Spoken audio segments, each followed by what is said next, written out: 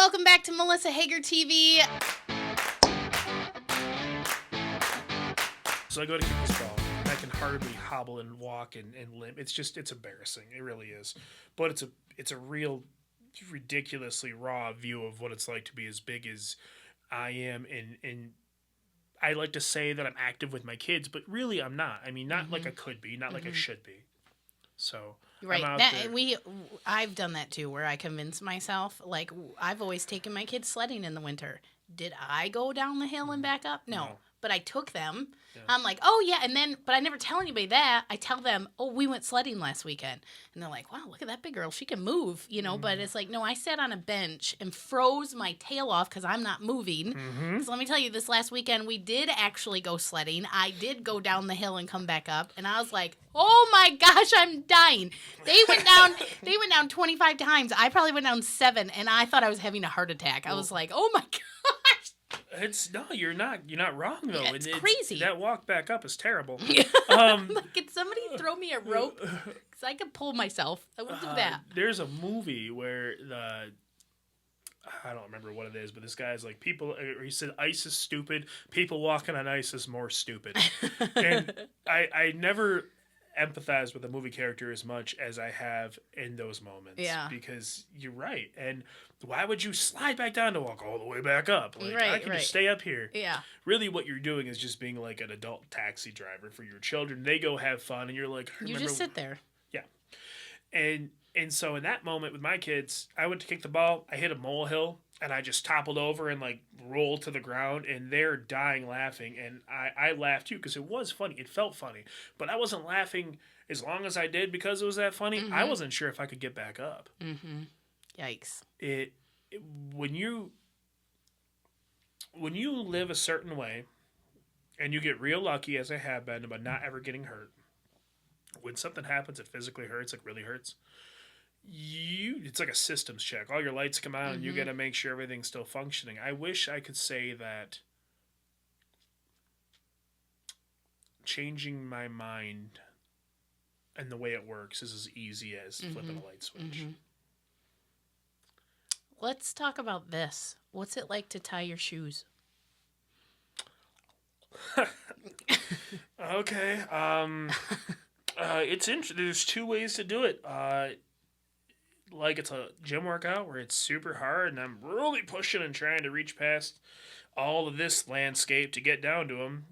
And I'm out of breath and I'm usually sore from the weird pretzel position I have to get in to reach my foot. Or what I honestly do is I pick them up and I tie them and I put them on. I make sure my tongues are sticking all the way up so they don't get shoved in. And then I just slide them on. I wear slide-ons. I probably tie my shoes once a month at most, depending on the pair of shoes. Work shoes, I actually usually tie every day, so that's more the pretzel thing. Like, if you ever see me bent over a cooler, like leaning at the table and something propping my foot up, and my face is beat red because I'm not breathing. I'm holding my breath, trying to get this done in like 7 seconds, and then I'm like, it's hard, and I can't believe you asked me that. So that was really embarrassing. No, I vividly remember that. I remember actually being dizzy when I would try to unfold to walk with my newly tied shoes on, and I'm like lightheaded and dizzy and seeing stars because my brain had no oxygen for several minutes while I tried to tie my shoes. You know, one of the real hurdles that I've experienced in the past, and this is going to sound so mundane to everyone that hears this, socks and shoes are a problem. So I would go to get ready for work or the day, whatever, putting clothes on.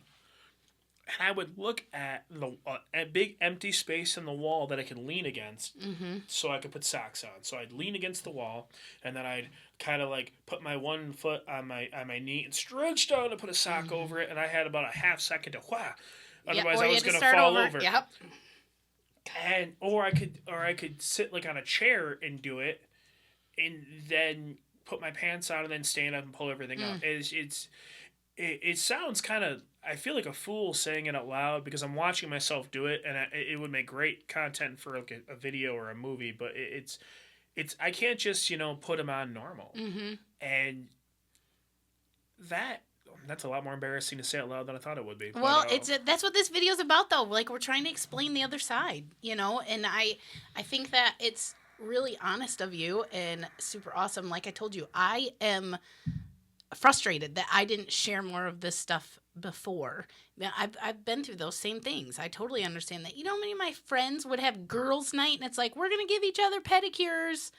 No freaking way. First of all, you don't want to see these pterodactyl meat hooks. Like, what is with heavy people in our feet? They're bad. We have bad feet. Well, okay. Well, here we go. Here's the obvious one, and this is low-hanging fruit. It's easy to have bad feet when you can't reach them to do anything with them. No. Or, like, if struggling to put your shoes and socks on is that much of a problem. Like, my wife always makes fun of me for my toenails because they are talons. Yeah. I know, because you can't get down there and do nothing to them. It's so hard, to get down there and clip them and stuff. Like, it really is. And I struggle, and I try not to, I keep them under an inch. Like, I don't really,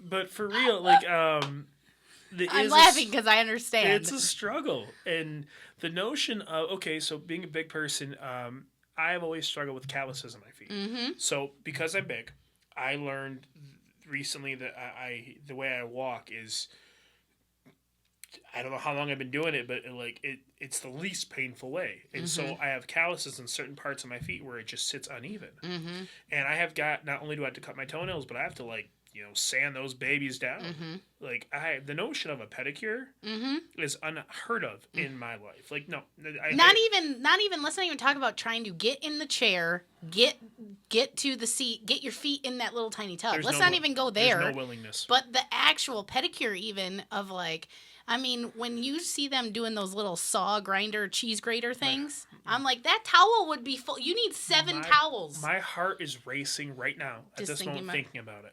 I don't have a lot of anxiety with discussion, but I have a lot of anxiety with the notion of someone touching me because I may be comfortable to talk about who I am in person. Mm-hmm.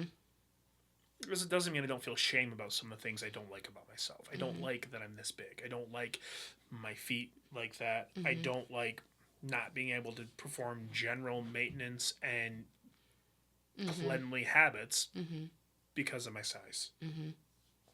It's painful to talk about. I get it. My she's amazing. We've been friends forever. She does my hair, my nails, everything, and she would be the only person that I would ever do a pedicure with, and she knew all my fears and anxieties, and where she used to work, it was a closed room, and you go into that pedicure chair, and there's no one else, and she'd be like, we don't have to shut the door. I'm like, no, can we shut the door? And she'd shut the door, it'd just be us, and she would not judge me. She would not, I had one toe for a long time. I couldn't even get a toenail to grow on it. I don't know what happened. I killed it. And she would take acrylic and put a toenail on for me. And so then it would look like a normal foot, but I would only do that through the summer because also then when you would wear socks and shoes, that acrylic wasn't your actual toenail, so it wasn't flexible. So it would hurt. I'd get blisters. It hurt really bad from where it'd rub, and it was this awful. I mean, every shoe I put on, I'd have to think about because of it was just this whole thing. And then she'd say, listen, she'd get me things like a pumice stone. And she's like, listen, just run a warm bath, put some lavender oil in there, and then just sit in the bath and then, pull your foot up and do this on your foot. It'll help, keep those calluses down. Well, has she ever been me trying to sit in a bathtub? Sitting in a bathtub versus getting out of the bathtub, and then when you put this much water in the bath and then you sit down and the bath is full, all of a sudden. So when you said that, that's all I thought about. So you, as a big person getting in a bathtub, I can only equate it to being a wine cork in a bottle. So you sit down and you wiggle yourself in there, and I don't know. As a big guy, I can honestly say I got to a point where I got so big to where I had to lift my junk in my stomach and stuff to sit and go to the bottom of a bathtub. I was so wide up here that I couldn't even reach the bottom. So I'd sit down, it'd be full of water. Oh, there's a ton of water. I get up, there's a gallon of water in there. Yeah. There's only this much, and you're what the and then also because you have so much more surface area, you're not even hardly covered. My legs have always been the biggest part of my body. So when I'm sitting down and my legs are straight out, there's the whole top is out in the air. They're not even in the water. Okay, we're going to give the devil his due, okay? Now, being fat is one thing. Bathtubs aren't exactly made for an average sized person. So even if I was thinner, I'm only 5'9". You know me, I'm not tall. The bathtubs aren't long enough. No, they're very short. Okay, so when we had our honeymoon, our room had like one of those jacuzzi tubs. Yeah. And this thing was as big as this table, and it was the first time in my life I was able to just like sink down into a bath. Felt good, didn't it? I felt amazing. Yes, I have actually been wanting like a garden tub at our house because we also did the same thing. We've gone to a couple hotels, and I'm like, listen, we don't want a suite, but we would like a jacuzzi tub or a big garden tub, a deep tub. And we've enjoyed, my husband's a big guy too, and we've enjoyed that a couple times, and it's like, oh, a bath feels so good. It feels so good. When you're a fat person and you go and you experience that, it will make you, and this is going to sound ridiculous, but legit, I was at like a farm store looking at those outdoor ponds, like, I could put a heater in there. That's big enough. You're right. It's horrible, but it's... You're right. You're totally right. I'm not, I don't know, I guess... Like, at our house, we have a standing shower that was built in 1951. So, if you've ever seen a fat person in a phone booth, that's what it's like trying to take a shower in my house. So, like, being a big guy, and I'm a husky fella, when I stand in that thing, like, I've got this much motion. I got to get a nice groove going. Maybe sometimes I'll squirt soap on the wall and just wiggle against it because I can't reach anything. And it's absolutely horrid. I complain about it the entire time that I'm taking a shower. And I don't take long showers. Like, I've got like a 10-minute rule. If it takes me more than 10 minutes, time for a haircut. Like, it's just, I don't like it. And it's horrible, but I don't like it because it's uncomfortable. It's not, I mean, it's not that I don't like being clean. I love smelling pretty. But it's a lot of real estate to cover with no room for flexibility. And it's a lot of work. It's exhausting. So, doing stand-up comedy, we were talking about this earlier too, the breathing. Breathing is a thing. So doing stand-up comedy, I would come off stage and I know my weaknesses and I know what gets me fired up. And what gets me fired up is someone telling me how great of a job I did. So I would always have a couple girlfriends or my mom or my sister backstage waiting for me. When I got off stage, they knew I need to hear how good I did. And every time, for a long time, every time when I came off stage, they'd be filling me up with these great compliments. And I'd be like, could you hear me breathing in the microphone? And they're like, what? I'm like, could you hear me breathing? Because the more I did, the more out of breath I got. Could you hear me breathing in the microphone? And they're like, no, not really. But then I said it so much, now they're listening for it. And once in a while, my super honest mom would be like, I could kind of hear you breathing in the microphone. And I'm like, oh! And that's like terrifying. Because when you're just like... Nobody wants to hear that. And that's actually why I stood still. I would get so jealous when I watched a comedian like Norm Stolz. And he's all over the place. All over. He uses the back corner, the front corner, the rails, the whole stage. He uses the whole stage. And I would think, man, that is performing. Like, that is a level of performance that I would love to do. I would be a winded mess. So I could never do that. When I was... I wasn't as big as I am now, but maybe 4 or 5 years ago, no, maybe it was longer than that. 2013, we went to see Ralphie May at the State Theater. I loved the show, but it was as a fat person, very uncomfortable experience because of those chairs and the way that you fit. But at the show, I was very judgmental. Again, granted, I've been fat my whole life, but I never considered what you just said until this moment. Because I was really bummed out that through his performance, he just stood in one place and his mic is on a stand. He hardly moved his arms. And it wasn't until like maybe towards the end of his performance, he even moved at all. And I really disliked that about that performance. I never considered what you just said. I never considered how out of wind someone big like one of us gets. Just taking a few steps. Yeah. Like going up, I have 12 steps from my basement to the main floor of my house. I'm out of wind for 30 seconds before I can even talk going up them. So why wouldn't I think that that'd be any different? I mean, because you're on stage. I'm sure your heart's beating real fast. I'm sure a good portion... Yeah, you already have adrenaline. I'm sure a good portion of it's adrenaline. Because like it or not, you could be made for that kind of attention. Being a stand-up comic or a stand-up speaker is one of the most intimate relationships with a fan and the performer. You're not being recorded to be put on screen. It's not like a movie where people do something with a few people around and then it's broadcast. It's you and them. It's an intimate relationship, and that's got to be like panic-inducing. I've never done it, but I would assume that like your adrenaline's going, like you're just going, and you're, when you come off, you're going to be out of breath, you're going to be tired, and then when that wears off, you're probably exhausted. Well, and let's just face it, someone that is, 6 foot tall and 180 pounds that gets out of breath from running all over the stage, I feel like it's more acceptable to hear them breathe in the microphone than someone who maybe hopped around twice and maybe did a weird farm girl move and then is out of breath. I just feel that's grosser. Like, it's gross to hear, and you don't want to gross out your audience. I understand that. I will say that one of my biggest fears of being big is I never wanted to be the fat guy that talks like this. Yeah. How you doing? Like a big deep breath in between each word. That was a real fear for me. And I'm sure you'll hear a lot of breathing when I do my podcast, because for the first 20 episodes, I edited out every single breath. That takes a long time. Well, it does. Editing takes forever. It does take a long time, but also most of that podcast, like I told you earlier, was just an audio journal, so they're not long episodes. I have episodes that are short of 6 minutes. I have a couple that are like 20. It's just, if I feel like I have something to say, I have to say it. It has to be taken out of my head. Because as a big person, your head is judge, jury, and executioner, and if you allow those negative thoughts to bounce around inside your head, then they eventually have more long-term effects than you're going to ever expect to realize.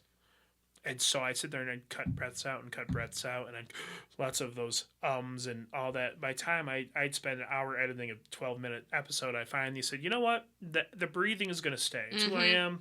If I breathe between words, this isn't made for other people. It's made for me. So there's a lot of it in there. I am always worried about being gross. I just don't want people to take all them fat stigmas and just put them all on you at once. Because all of a sudden you're lazy. You sit around and watch TV all the time. You don't do anything. We've talked about this. Like, people have all these stigmas that you don't, you ride a cart around the grocery store all the time. And oh my gosh, that was another thing. I hurt my leg when we were on vacation once. And we had to go to the grocery store. We had no food. We were staying at a cabin. And I had to use a cart in the grocery store at 300 and some pounds because I hurt my leg, not because I couldn't walk. And I hated that. A lot of mixed feelings about those little things. Because I think that there's a lot of people that really need them. Yeah. And then they shouldn't have to feel ashamed. Exactly. And you shouldn't have to feel ashamed or embarrassed or any kind of shame at all about needing some kind of accommodation if you're physically not capable of doing something. My biggest thing with being fat is a fear of being smelly. So I years ago watched, I think it was like The Bachelor or Bachelorette, or one of those terrible shows where there's like a bunch of suitors, and one of them was a heavy guy. Not nearly as big as me, but a heavy guy.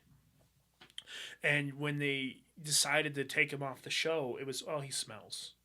And then they went through like this 8 or 9 minute compilation of everyone complaining about the way he smelled. And that stuck with me for years. It's like, I know that there's another comedian who does a joke about, he's like, when you're double the size, just double the maintenance. But like, that's a real thing. So like, I put deodorant in places most people don't have places. And so it's a terrible fear. And I really honestly mean that, because everyone smells. Everyone has days where they're stinky, or maybe they work out a lot, but like but it's acceptable from some people. It's maybe it is. Maybe it feels like it. Yeah. Because you don't want it to be you. Yeah, that's true. I don't want it to be me. And so I probably go through 3 times the amount of antiperspirant that some people do. I don't want to be presented, like, I already know that I'm big. I already know that I am to some degree am an insecure person. I already know I talk too much. I already know that I can be very arrogant. I know everything bad about me. You're not going to tell me anything bad about me that I do not know. Don't add smelly to it. I need to not use my insecurity as a baton to beat the childhood out of my children. I need to focus on me and fix where I have mistakes. And right now, my weight and my insecurities is the biggest mistake I have to handle. Well, and they say that your kids have a 90% chance of being obese if their parents are obese. Well, yeah, that makes sense. It does make sense. I hate that statistic. I absolutely hate it. I have one small child and one heavier child. And I always have leaned towards the smaller child. Like, see, look I'm good. My kids are good. Like, I feed them both the same thing. And the other one just has a slow metabolism. But as I pay attention closer, I'm watching different habits he has that the other one doesn't. And the little one does not stop moving ever. The amount of calories he burns in a day, I'm like, okay. So I was totally making excuses to just keep going the direction we were going.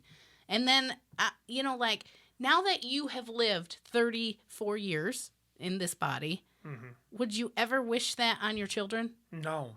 I don't ever want my kids to know my insecurities or my fears and my terror outside of me explaining it to them. I don't want them to learn that for themselves because there's a lot of aspects of life that life is not always sunshine and rainbows. Sometimes it's a hard, mean, cruel place, and I don't want them to learn that the hard way. Did you have special things in your house, like when it came to eating, like specific bowls and plates that were yours? I do.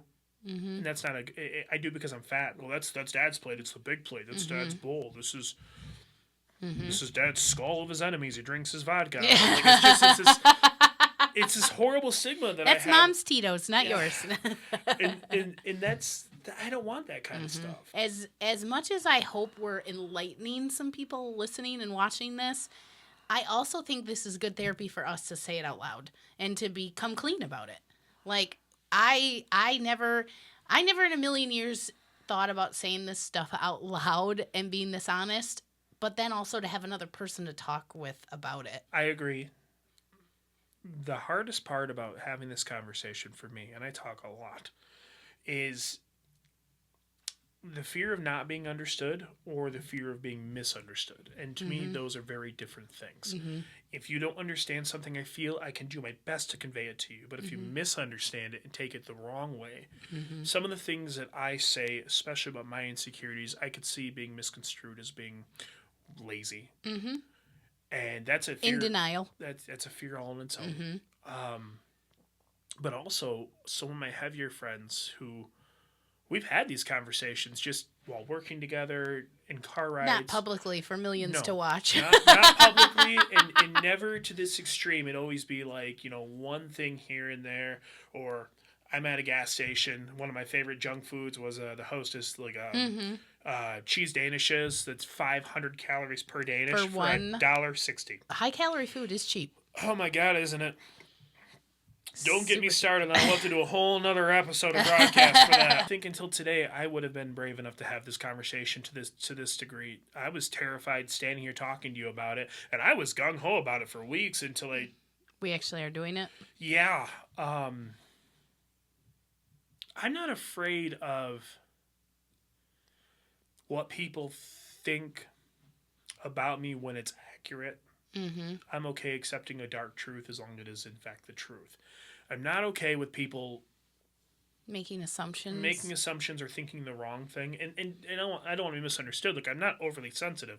You can have real conversations with me about my weight. You can tell me you're worried about me. You can tell me whatever you want, and I'll take it for what it is, and we'll have a good conversation. Because at the end of the day, I love communicating and being connected with people. But I want to make sure it's true. Yeah. And it's real. Right. And this is something that it's relative to me because of how big I am. And I personally, for me, I think it's amazing that you and your husband are going through the journey you are, and to watch your progress online and to watch the things that you post and the before and after. And I love the video of him. That was beautiful. It's encouraging in a way that is really hard. It's almost intangible. Like, it's hard to explain the kind of encouragement big people need in some degree, but to see that it can be done. And like, I'm sure that from what I understand, it's not just the surgery. Like, you have to change the way you think about everything. Like, when you're making dinner for your kids, like, how do you look at that? When you're making dinner for your family, do you have to change the amount you make now? Oh, yeah, drastically. And I have to watch out for my own trigger foods.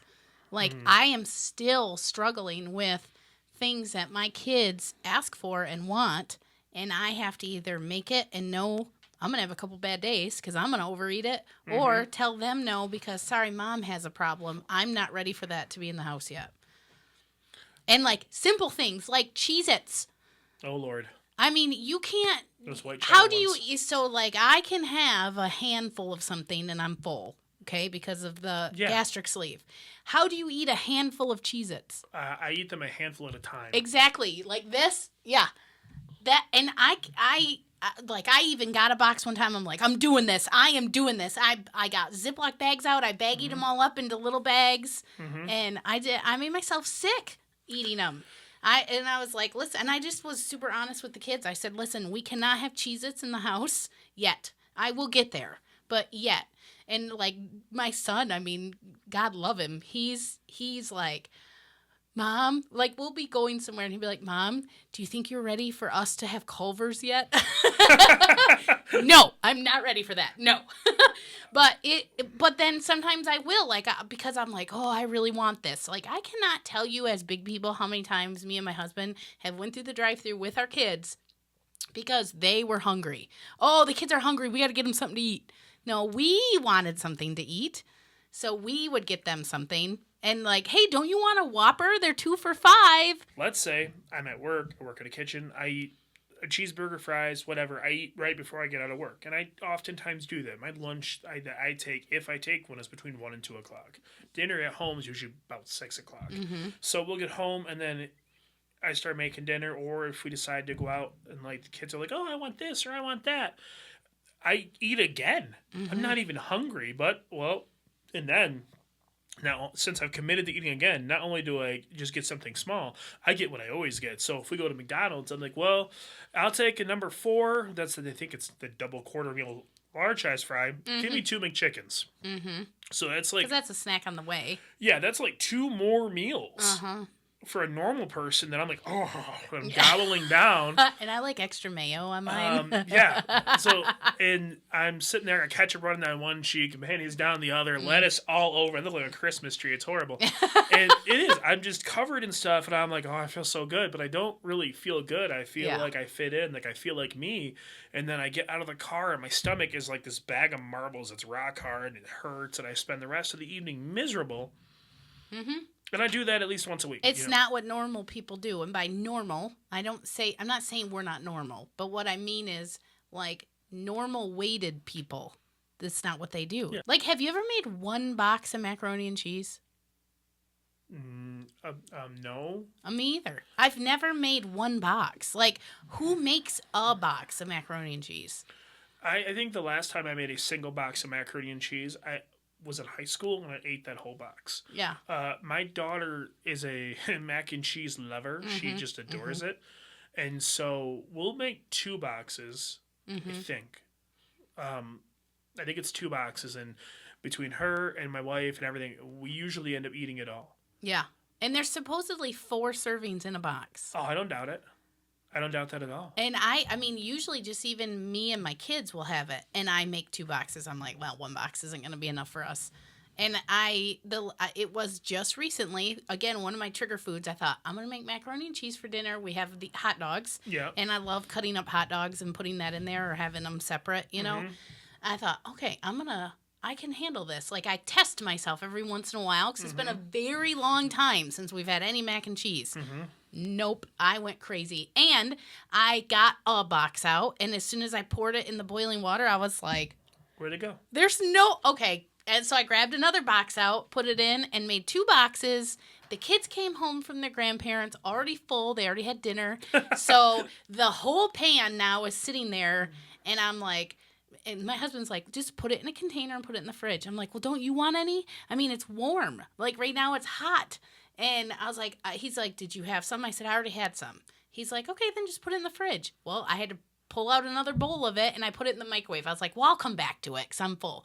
10 minutes went by. I'm like, yeah, I could have some more. And I ended up, like, when you have bariatric surgery, when you overeat, I'm not a thrower-upper, unfortunately. I kind of wish I was, because I feel like I hate throwing up. I think it would make me stop doing this. But you kind of get this, like, slimy spit because you can't swallow anything else. Like, you're full up to here, and then you got to, like, pace around. It feels like you're having a heart attack. There's, like, such severe chest pain. Yep. Being full is not fun anymore. It doesn't feel like like when you say you eat till you're full and miserable, but I miss that feeling. Like, that full miserable feeling is I'd go to sleep at night. I would just lay in bed and I'm like, oh, like, life is good. Now, because of the surgery, I can't do that.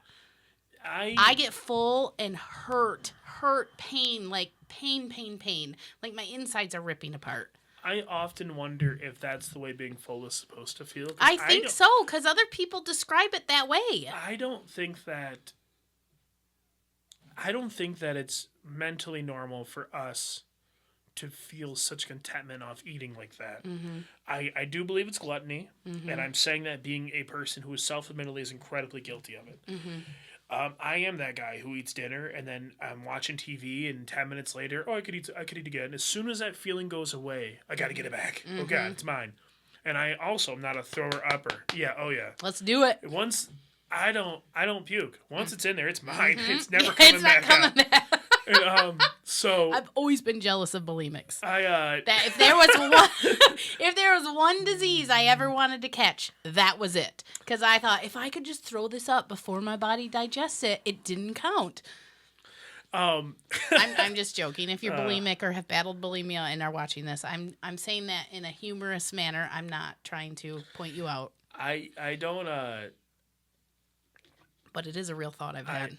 To some degree, yeah. No, I agree with that. I don't believe that the food we eat. I don't think it's meant to give us such sustaining feelings. I think that food is something that's beautiful, and if it's truly wonderful, it can make you feel great things. And I think that eating and meals are the perfect opportunity to discuss your day and to connect with people. But I think that enough is enough. And I think for me, on top of being completely financially irresponsible in terms of the amount I eat and how often I eat, there's so much more to do with the day than eat. Mm-hmm. And they say, actually, that's a real life statistic. I'd have to go look where somebody sent it to me. Obesity is one of the number one causes of bankruptcy. I don't doubt that. And I will say, now that me and my husband both have had bariatric surgery, we have already talked about the hundreds of dollars a week that we are not spending. Well, okay, so look at it this way. This isn't food, but this is coffee. Now, let's say I stop at local coffee shop every day and get a latte before work. Okay, it's $6.30 a day, 5 days a week. It's $30, give or take, 31 a week. It's $1,500 a year. That's a lot of money. Coffee. Not McDonald's, not Subway, not Rally's, which is just coffee. Rally's is my fast food kryptonite. I love those fries. Yeah, it's just coffee. That's it. That's just me. That's not my kids, not my wife. Nobody else. I have no doubt that it's a lot of savings, but it's also a lot of time. Like, so if I'm going home, I spend 10 minutes extra on my way home and stop by a drive-thru, which I do often. That's 10 minutes a day. Times that, that's how many hours? It's a lot. It's a lot of things that I'm spending that could be better spent somewhere else. And I think that I don't think about that enough. It's what I want. I want it right now. I have to have it right now. I got to be happy now. Why? I don't ever ask myself why. It's just right. You just do it. Yeah. You just do it. Nick, can you let everybody know where they can find you? Where can they listen to your podcast? Where can people search generally you at out? your local buffet? But no. So I am a little bit all over the place. I do a podcast called Melting Me, which is on Podbean, but it's pretty much everywhere. at this point. Search Melting Me. Yeah, Melting Me. Well, you're going to have to put Melting Me podcast because there is a Korean song called Melting Me Softly that is everywhere. And that's not me. But I'm on there. I do 3 other podcasts. Also a Facebook and Instagram. Most of it's under my name, Nick Nazarian. So if you guys are interested in hearing me whine about being fat, I mean, that's where to go. It is. It's honestly... It's an out loud diary about your journey. It's an audio journal. And just to warn everyone, it's not really produced. There's really no music on it. It's just me talking about things I'm learning when I make realizations. Your total honesty with us today is admirable. And thank you so much for letting me have this mental conversation with you, because this has been like therapy for me. I got to tell you, I can't wait to listen to this again and again and again, just because I actually really thought some of those things were just me. I didn't know that was everybody. Like, you kind of get in your head like, I'm the only fat person that thinks this, so I appreciate you being super honest. Well, thank you for having me. I appreciate the opportunity just to talk with you about this kind of stuff, because first and foremost, who wants to express how they feel if they think they're the only one? Right. If you think you're the only person that feels a certain way, you feel crazy, and no one wants to talk about how they feel if they feel crazy. Right. And I have just been so inspired watching your guys' journey, and I love how active you are on social media, because you're really easy to watch. Like, you're everywhere, so that's amazing, and I love it. Like, it's all I have right now. Hey, listen, it's all watching you is about all I have right now. So I really appreciate it. Thank you so much for tuning in today. Please click subscribe, ring the bell, do all the things, and we will be back again with you soon, and hopefully we'll see Mr. Nick again. Thank you very much for having me. I appreciate it.